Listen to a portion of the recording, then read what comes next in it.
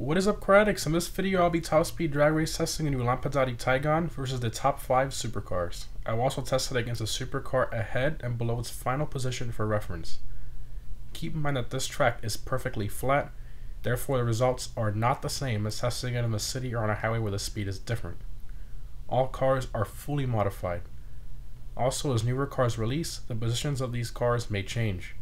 If you're wondering why certain supercars are missing, that's because they were too slow to make it into the top 5 list. And every video I see somebody asking about where's the Pariah or where's the GTO. Those are sports cars, those are not supercars, so keep that in mind. The timestamps for each car will be in a pinned comment where you can select exactly which races you want to see. I will also summarize the results and provide my overall opinion on the Lampadati Tigon at the end of the video. Hope you enjoy.